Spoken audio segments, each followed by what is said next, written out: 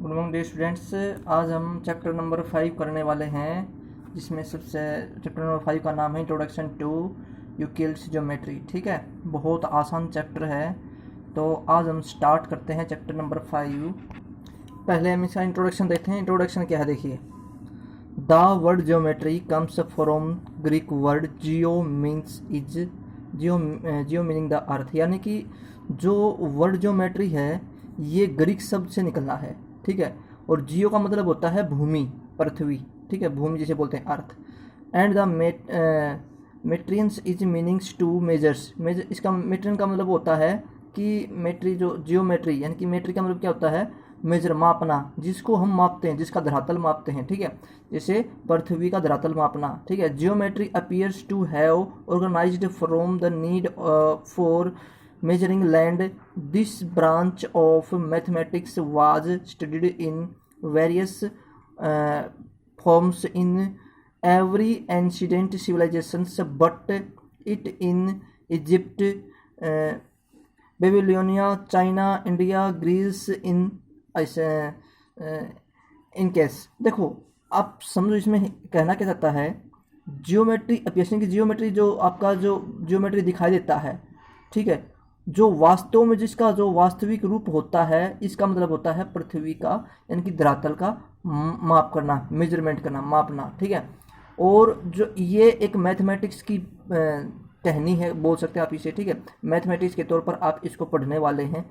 ठीक है, तो आज हम और इसके बारे में बात करें तो जैसे कि इजिप्ट ये देश हैं, बेबीलोन, चाइना, इंडिया, ग्रीस। ठीक है, इनमें स्टार्टिंग हुई थी। The people of these civilisations faced several practical problems which required to development of geometry in various ways। ठीक है स्टूडेंट्स, तो आपको ये सारी चीज़ें हैं अच्छे से एक बार पढ़नी है। ठीक है, और जो ज्योमेट्री के बारे में सबसे पहले आपके सामने आता है, क्या था, ट्रेंटेड पिरामिड। ये ट्रेंटेड पिरामिड है, जिसमें जैसे कि साइड ये ए है, तो ये सभी जो साइड हैं ये ए मिलेंगे आपको। ठीक है, जो ये साइड हैं, स्क्वायर साइड हैं, ये ए मिलेंगी। ठीक है, और इसको जो आपके पास ये एल हो जाती है आपकी। ठीक है, और ये आपके पास क्या जाती है बी, इसको क्या बोलेंगे हम, ट्रेंचेड पिरामिड। तो अब हम स्टार्ट करते हैं। तो स्टूडेंट्स, एक बार बेसिक आप ज़रूर पढ़ लेना इसके बारे में। ठीक है, डिटेल से। ठीक है, जब आप बेसिक पढ़ लेंगे उसके बाद हम क्वेश्चन स्टार्ट करेंगे। ठीक है, तो अब हम आगे बढ़ते हैं थोड़ा धीरे धीरे। ठीक है, देखिए स्टूडेंट्स, सबसे पहले क्या है, axioms, theorems and corollaries. Axioms theorem क्या होता है पहले समझते हैं हम। In the development of any topic in mathematics, specially geometry, we have to assume certain obvious result to be the true without any proof for further development of the topic. The basic facts which are taken for granted without proof are called axioms। ठीक है, इसका मतलब ये है कि आप कोई भी चीज़ें लेते हैं, मैथमेटिक्स के अंदर करते हैं। ठीक है, इसका मतलब ये होता है स्टूडेंट्स कि जब भी आप कोई भी टॉपिक लेते हैं, किसी के ऊपर आप प्रूफ करते हैं, ठीक है, तो आप विदाउट, जैसे कि आप कोई भी मान लो आपने विदाउट एक्सप्लेन इसको प्रूफ करेंगे तो क्या होता है, एक्सियम्स होता है। ठीक है, तो एक एग्जांपल के तौर पर देखते हैं, जैसे कि आपके सामने कुछ एग्जांपल्स हैं। Halves of equal are equal, halves of equal are equal. Second है, the wholes somethings is greater than each of its parts. Infinite numbers of points lies on a number line. If A greater than B and B greater than C, then A greater than C. तो ये आपको बात समझ में आएगी अच्छे से। ठीक है, जो हैवल्स ऑफ इक्वल होते हैं हमेशा क्या रहेंगे, इक्वल ही रहेंगे। हैवल्स का मतलब हाफ, आप किसी भी नंबर का हाफ करते, जैसे मान लो कि अपने 8/4 किया, जो 8/2 किया, 8/2 क्या होता है 4, और ये किसके इक्वल होगा, 4 के ही इक्वल होगा। ठीक है, the wholes somethings greater than each of its parts, यानी कि कोई भी वैल्यू जो ग्रेटर होती है वो हमेशा बड़ी ही रहेगी, यानी कि ग्रेटर ही रहेगी। Infinite numbers points lies on numbers. Infinite का मतलब ये होता है कि कोई एक नंबर लाइन है, उसके ऊपर पता नहीं संख्या कहाँ से स्टार्ट हुई है, नंबर कहाँ से स्टार्ट हुए हैं। जैसे 1 से स्टार्ट हो रहे हैं तो लाखों, करोड़ों और वो पता नहीं कहाँ तक हैं, वो क्या है, इनफाइनाइट नंबर हैं। ठीक है, अब आप देखिए यहाँ पर अगर ए ग्रेटर देन बी है और बी ग्रेटर देन सी है, तो हमें ऑब्वियसली सी बात पता कि अगर ए बी से बड़ा है और बी सी से बड़ा, तो इसका मतलब ए सी से बड़ा ही रहेगा। ठीक है, अब देखिए थ्योरम्स। सबसे पहले क्या है आपके सामने, in geometry when a properly or result it's proved to be true through logical reasonings based on some axioms, then the result thus provide or the conclusions obtained is called a theorem। ठीक है students, हम जब भी कोई भी चीज़ proof करते हैं, यानी कि परिणाम आने के बाद, रिजल्ट का मतलब क्या था, परिणाम आने के बाद जब सत्य परिणाम होगा, जब हम लॉजिकल रीजनिंग लगाएंगे यानी कि तर्क शक्ति के हिसाब से, ठीक है, जब हम उसको प्रूफ करते हैं तो हमारा क्या उसको क्या कहते हैं हम, वो थ्योरम कहलाती है। ठीक है, जैसे there are different types of proofs such as direct proofs contractions etc। The proofs any theorems geometry consist the following parts. देखो प्रूफ के कैसे कैसे कहते हैं, जैसे हाइपोथेसिस द गिवन कंडीशन, जब इसमें कोई कंडीशन दी होती है तब हम हाइपोथेसिस यूज करते हैं। Statement of some result to be proved, कुछ स्टेटमेंट ऐसी होती हैं जो रिजल्ट को प्रूफ कर देती हैं। ठीक है, कंस्ट्रक्शंस इफ एनी, अगर आपने कोई भी शेप बना रखी है, उस शेप को देख करके हम प्रूफ कर सकते हैं। ठीक है, कोई भी शेप होती है। Actual proof consisting of A sequence of statement reasons in support of these statement and arriving at the conclusions proving the desired result। ठीक है, यानी कि जो एक्चुअल प्रूफ होता है, जो वास्तव में हम प्रूफ करते हैं स्टेटमेंट के साथ, ठीक है, रीजन होता है सपोर्ट, ठीक है, वो सभी क्या है, हम कंक्लूजन तक पहुंचते हैं, यानी कि हम प्रूफ कर देते हैं। ठीक है, तो आगे बढ़ते हैं। देखो कॉरोनरी एंड इसे बोलते हैं corollary. A corollary is a statement whose truth can be easily deducted from A theorem. Theorem से हम कोई भी चीज़ निकालने के बाद स्टेटमेंट के थ्रू हम क्या कर देते हैं, प्रूफ करते हैं। ठीक है, वो कोरोलरी होता है। अब हम आगे बढ़ते हैं, देखिए आप आगे। अब देखिए स्टूडेंट्स क्या है, इक्वल्स डेफिनेशन से, equals of any other Greeks contemporary mathematics derived the notions of a point lies plane surface etc from the study space of soils in the space around them. They developed a abstract geometry notations of a solid object which is given below। ठीक है, यानी कि equals definitions दे रखे हैं आपके सामने। तो सबसे पहले जो आपको चीज़ समझने की है इक्वल डेफिनेशन में, सबसे पहले पॉइंट ये है, ए सॉलिड है, जैसे मान लें आपकी बॉल है, एक सॉलिड बॉल है, वो एक शेप होती है, गोलाकार है, ठीक है, जिसमें राउंड होता है, उसमें क्या होता है, साइज भी मिलेगा आपको, पोजीशन भी मिलेगी, and can be moved from one place to another. जिस कोई भी ऐसी चीज़ जिसको हम एक स्थान से दूसरे स्थान पर लेकर जाते हैं। ठीक है, मान लें आप कोई गमला लेके आए हैं नर्सरी में से जा करके, तो वो क्या है, एक सॉलिड शेप है। ठीक है, its boundaries are called surface, जो इसके चारों ओर की बाउंड्री होती है उसे हम सरफेस कहते हैं। तो आपके सामने जो गमला है उसकी बाउंड्री जरूर होती है। ठीक है, the separate of space from another and have no thickness. ठीक है, इसने क्या बोला, the separate one part of space from another, यानी कि कुछ ऐसे पार्ट भी होते हैं जिसका कोई भी थिकनेस यानी कि मोटाई बिल्कुल नहीं होती है। ठीक है, the boundaries of surface are curved और स्ट्रेट लाइन। ठीक है, उसके चारों ओर और स्ट्रेट लाइन की तरह क्या होती है, बाउंड्रीज होती हैं। These lines and in point, से कोई भी लाइन होती है वो पॉइंट पर समाप्त होती है। ठीक है, एक फिक्स पॉइंट होता है, जैसे कि आपकी गमले की हाइट कितनी है तो फिक्स पॉइंट है, फिक्स लाइन है। ठीक है, these lines and in A point, से एक पॉइंट पर समाप्त होती हैं। अब आगे देखिए, if we move along as solid surface lines points realise at every step we are losing the extensions called dimensions as solid, there 3 dimensions a surface and 2 dimensions a lines 1 dimensions and a point has no dimensions। देखो dimensions का मतलब होता है line. अगर एक line है तो उसे 1 डायमेंशन बोलेंगे, 2 लाइनें हैं तो उसे 2 डायमेंशन मिलेंगे, अगर 3 लाइन है तो क्या बोलेंगे 3 डायमेंशन, ठीक है। और आपके ट्राइंगल के अंदर 3 लाइन्स होती हैं, जो पॉइंट होता है उसमें कोई डायमेंशंस नहीं होती है, ठीक है स्टूडेंट्स। तो इसकी एग्जांपल भी हम पढ़ने वाले हैं आगे।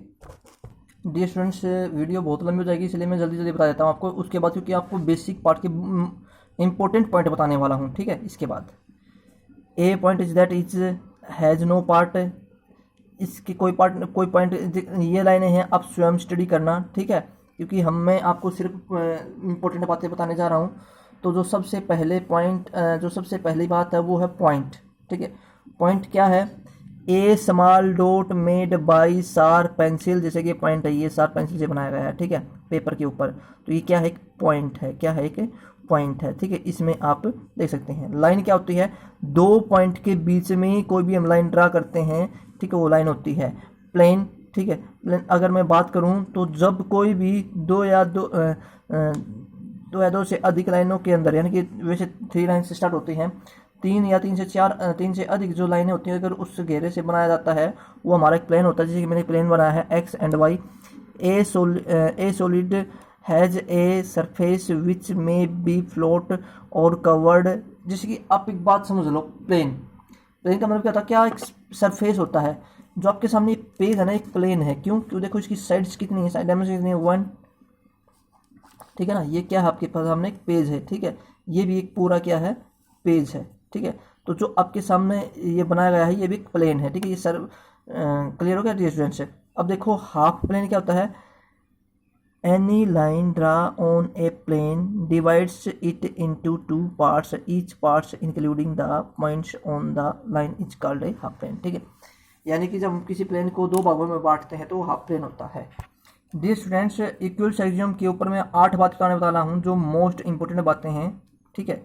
तो हम स्टार्ट करते हैं, वैसे आप यहाँ से स्वयं पढ़ लेना, मैं आपको पॉइंट स्टार्ट करता हूँ जो मोस्ट इंपॉर्टेंट है। चलो मैं पोस्टुलेट बता देता हूँ क्या होता है। Euclid's assumed certain properties which are obvious universal truths and so there was no need to prove them.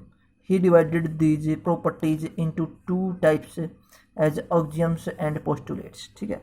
जहाँ पर हमें प्रूफ करने की जरूरत नहीं होती, हमें डायरेक्ट प्रूफ नजर आते हैं।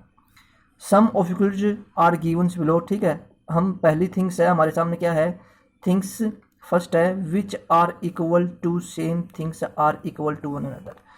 जैसे A B equal to P Q है, P Q equal to R S है, यानी कि ए बी पी क्यू की इक्वल है और पी क्यू आर एस की इक्वल है। इसका मतलब क्या है कि ए बी और ए एस दोनों इक्वल हो जाएंगी, ठीक है। तो ये क्या थी, ये फर्स्ट थिंग्स थी।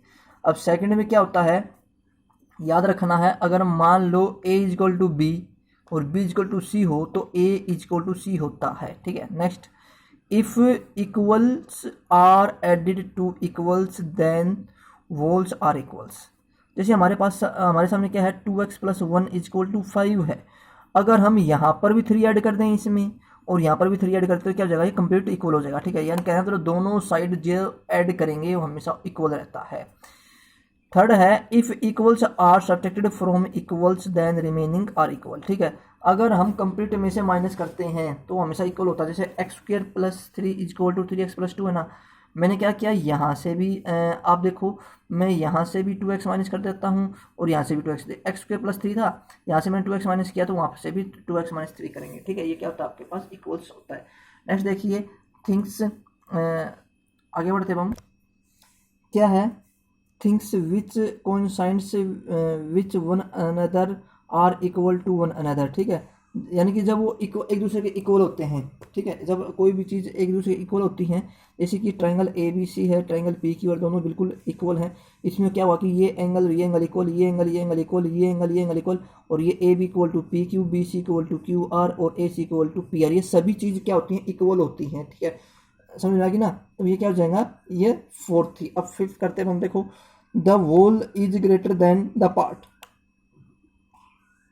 देखिए ए सी क्या होगा आपके सामने, देखो इन दोनों का सम, देखो ये ए सी है, अगर ए बी + बी सी कर दें, देखो A C = A B + B C, shows the figure A C greater than A B and A C greater than B C, यानी कि ए सी है, ए बी से भी ग्रेटर होगी और बी सी भी ग्रेटर होगी, ठीक है। तो इन दोनों का सम क्या होता है, ये इक्वल होता है। Things which are double of the same things are equal to one another, ठीक है। जब दोनों इक्वल होते हैं, जैसे a equal to 2m, b equal to 2m और a इक्वल टू m, देखो 2m और 2m इक्वल हो गए ना, ठीक है, तो a इक्वल टू b हो जाएगा, ठीक है। तो ये diameters of two circles with same radii are equal to diameter is double to radii. अगर हम क्या करते हैं, डायमीटर आपके पास है, ठीक है, अगर डायमीटर का डबल करेंगे तो रेडिया भी डबल हो जाएगा। और याद रखना डायमीटर हमेशा रेडिया का डबल ही रहता है। अब हम आगे बढ़ते हैं। 7 नंबर थिंग्स है, things which are halves of the same things are equal to one another. जब हम किसी भी चीज़ का हाफ करते हैं, जैसे मान लो BC है, अगर BC का हाफ करेंगे तो BD बनेगा, QR है, QR का हाफ करेंगे तो QS बनेगा। इसका मतलब क्या है कि ये बात समझ लो आप, BD इक्वल टू QC। देखो ये BC इक्वल टू QR थे, ये दोनों इक्वल थी, दोनों का हाफ भी इक्वल होगा, ठीक है, ये बात है। और अब 8 नंबर है, 8 नंबर में क्या है, of the two quantities of same kind the first greater than equal to और लेस देन 2 सेकेंड्स, ठीक है। क्या होता है वो एक्सियम कॉल्ड थ्योरम्स लॉ। अब देखिए इसमें होता क्या है, अगर मान लो x ग्रेटर देन y है और x इक्वल टू y है और x लेस देन y है, तो ये कभी ट्रू नहीं होता है, ठीक है। ये हमेशा क्या होते हैं, इसमें से एक ही बात होनी चाहिए, क्या, या तो x ग्रेटर देन y हो या फिर x इक्वल टू y हो। तो ये सभी एक साथ चीज़ें प्रूफ नहीं कर सकते हैं, ठीक है ना। तो ये बिल्कुल सिमिलर नहीं होते हैं, ठीक है। इक्वल भी हो सकता है, लेस भी हो सकता है, ग्रेटर देन भी हो सकता है, ठीक है। तो कंडीशन फिर अलग अलग स्टेटमेंट के लिए, अलग अलग क्वेश्चन के लिए अलग अलग कंडीशन बनेंगी फिर, ठीक है। एक क्वेश्चन में ये सभी कंडीशन अप्लाई नहीं हो सकती हैं। अब हम आगे बढ़ते हैं, ठीक है, क्योंकि या फिर अगर आपके सामने कंडीशन यूज करनी है तो सभी वेरिएबल अलग होने चाहिए, तब ये कंडीशन अप्लाई हो सकते हैं क्वेश्चन में। और ये अगर वेरिएबल 2 ही है, x और y वेरिएबल है, तब ये क्वेश्चन में अप्लाई नहीं होंगी। अब हम आगे बढ़ते हैं, यूक्लिड्स पोस्टुलेट्स, ये भी मोस्ट इंपॉर्टेंट है, तो इसके बारे में अच्छे से देखते हैं। देखिए Euclid used the term postulate for the assumptions which were specific to geometry. He gave 5 postulates which are as given below, ठीक है। तो देखो पोस्टुलेट 1 क्या है, मोस्ट इंपॉर्टेंट बातें हैं। A straight line may be draw from any one point to any another point. जब हम कोई लाइन एक पॉइंट से दूसरे पॉइंट तक ड्रा करते हैं वो पोस्टुलेट 1 है। याद रखना पोस्टुलेट 1 कौन सा है, एक लाइन से दूसरे, एक पॉइंट से दूसरे पॉइंट तक कोई लाइन ड्रा करते हैं उसे हम पोस्टुलेट 1 बोलेंगे, ठीक है। ये याद रखना आपको पोस्टुलेट 1 की नियम, ठीक है। नेक्स्ट आपके सामने अब देखो इसमें एग्जांपल और दे रखा है, गिव टू डिस्टेंस। जैसे आपके सामने P और Q हैं, तो आप मान लो कितनी भी लाइन ड्रा कर दें, ठीक है, पर जो ये फिक्स लाइन तो यही रहेगी, ये लाइनें नहीं है। तो फिक्स लाइन कौन सी है, सिर्फ P और Q ये फिक्स लाइन है, ठीक है, ये पोस्टुलेट 1 है ये, ठीक है। अब देखो let P Q B two given distinct points draw lines L M N through P and lines P Q R through Q। We observe that exactly one lines L passes through both the given points P and Q in planes as shown in the following figures. Thus we conclude that a unique lines passes through two distinct points, ठीक है। दो point के बीच में से कोई line draw करते हैं, ठीक है। आप देखो P और Q के बीच में सिर्फ ये लाइन ही ड्रा हो सकती है, ये लाइन ड्रा नहीं होगी, ये लाइन भी ड्रा नहीं होगी। क्यों, क्योंकि ये सिर्फ पोस्टुलेट 1 में है, ठीक है। तो ये लाइन कोई भी ड्रा नहीं हो सकती है। अब आगे बढ़ते हैं हम पोस्टुलेट 2 की ओर। पोस्टुलेट 1 याद रखना है, दो पॉइंट के बीच में ओनली वन लाइन ड्रा होगी। Postulate 2, A terminated line can be produced infinitely. दो पॉइंटों के बीच में एक लाइन ड्रा करते हैं और उसको हम कितनी भी दूरी तक बढ़ा सकते हैं, ठीक है। ये पोस्टुलेट 2 है। पोस्टुलेट 1 दो पॉइंटों के बीच में लाइन ड्रा करना, पोस्टुलेट 2 दो पॉइंटों के बीच में लाइन ड्रा करना पर उसको आगे तक भी बढ़ा सकते हैं, इनफाइनाइट लेंथ ले सकते हैं उनकी, ठीक है। वो क्या है, पोस्टुलेट 2 है, ठीक है। इसमें देख रखा है that terminated lines can be the segments the observed postulate can also be stated as flow. A line segment can be extended on either sides to from a line. Line से आप कितनी भी आगे बढ़ा सकते हैं, इसका मतलब ये है। अब हम आगे बढ़ते हैं। पोस्टुलेट 3 देखिए, a circles can be drawn with any centre and any radius. ठीक है, एक सर्कल हम किसी सेंटर से या किसी रेडियस से हम कोई भी सर्कल बना सकते हैं। क्या होता है ये? पोस्टुलेट 3 होता है। पोस्टुलेट 1 टू पॉइंट के बीच में एक लाइन, पोस्टुलेट 2 2 पॉइंट के बीच में एक लाइन, बट उन लाइनों को आगे तक बढ़ाया गया है। पोस्टुलेट 3 क्या हो गया? अब एक रेडियस लो या फिर एक पॉइंट लो जिससे हम सर्कल बनाते हैं। पोस्टुलेट 3 हो गया। अब पोस्टुलेट 4 क्या है? All the right angles are equal to one another. ठीक है, जितने भी एंगल राइट एंगल होते हैं हमेशा इक्वल होते हैं। जैसे कि angle B O A equal to angle F E D equal to angle R P Q, ये सभी 90 डिग्री एंगल है। ठीक है, ये पोस्टुलेट 4 है। सभी एंगल जो 90 डिग्री एंगल होते हैं, सभी एंगल ऑल राइट एंगल, ठीक है, सभी इक्वल होते हैं। आप किसी भी डायरेक्शन में बना लें। ठीक है, पोस्टुलेट 4 है ये। अब पोस्टुलेट 5 में क्या है?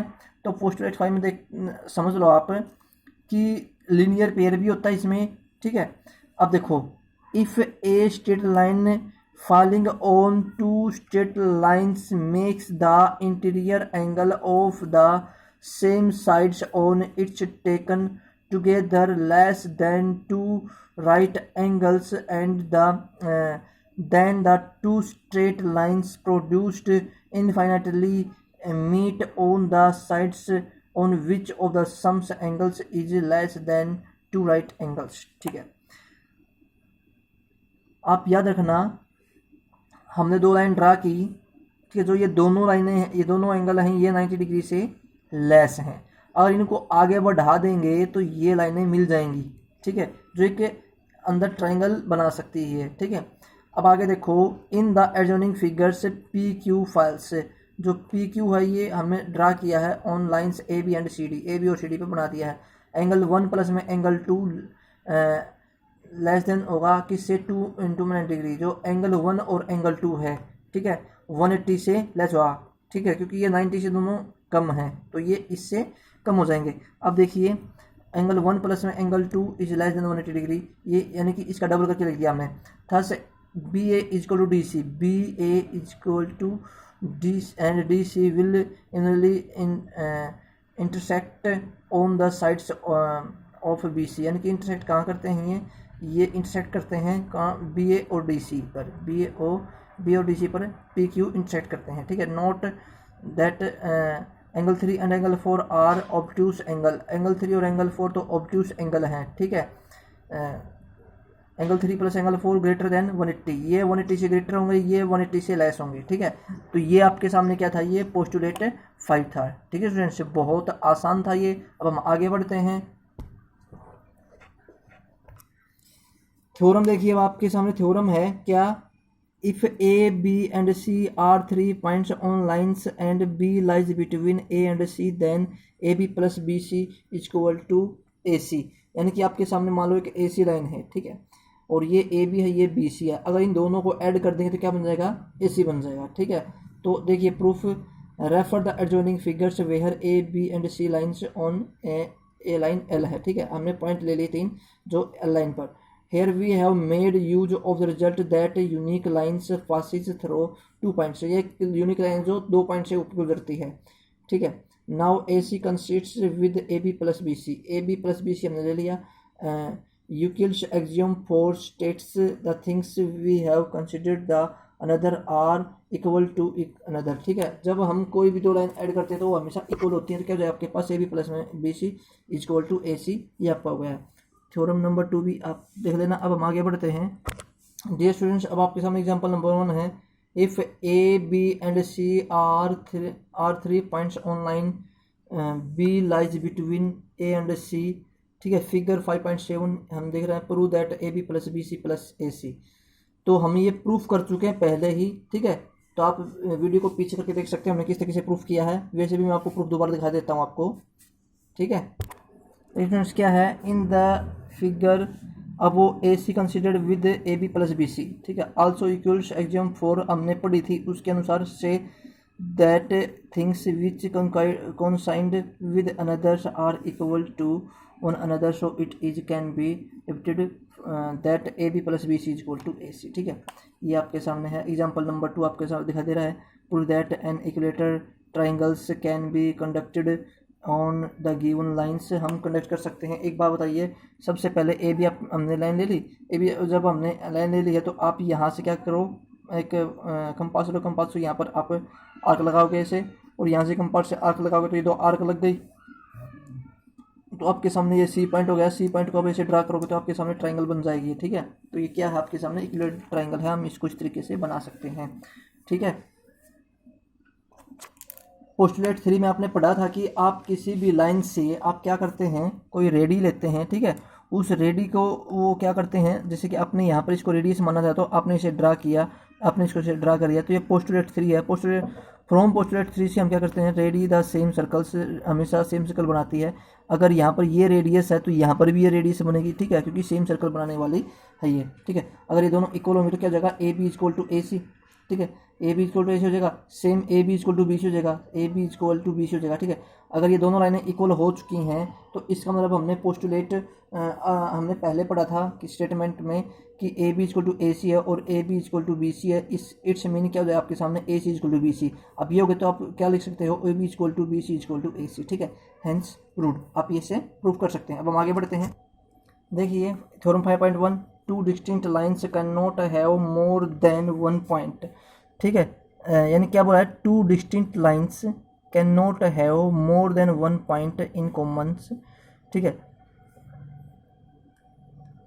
कहने का मतलब ये है कि एक पॉइंट पर, यानी कि टू डिस्टिंक्ट लाइन्स, कोई भी जो दो लाइनें हैं, कैन नॉट हैव, नहीं हो सकती हैं, more than one point is common, point केवल एक ही कॉमन रहेगा, कभी भी दो पॉइंट ज़्यादा नहीं हो सकते हैं, यानी कि एक से ज़्यादा कभी दो नहीं हो सकते हैं, ठीक है। तो ये केवल एक ही पॉइंट कॉमन रहता है, ठीक है। तो आप यहाँ देखो, here we are going to lines L and M, ठीक है, और we need to prove that have only one point is common, ठीक है, केवल एक पॉइंट कॉमन है। तो देखिए अब क्या हुआ, for the time beings let us suppose that the two lines intersect in two distinct points, say P and Q. So you have two lines passing through two distinct points P and Q, but this assumptions change with the axioms that only one lines can pass through two distinct। जैसे example के तौर पर ये students आप ले सकते हो, कोई भी दो लाइन ले लो, ठीक है।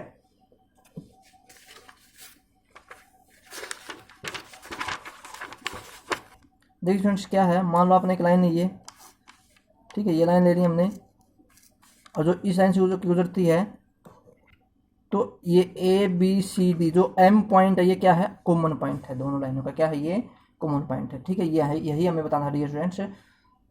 जी स्टूडेंट्स, अब आपका बेसिक जो कंसेप्ट है ये कंप्लीट हो चुका है, तो ये बेसिक आपको अच्छे से करना है, उसके बाद हम एक्सरसाइज करते हैं 5.1 स्टार्ट करेंगे नेक्स्ट वीडियो से, ठीक है। तो इतना काफ़ी है। Okay, wish all the best and have nice day dear students.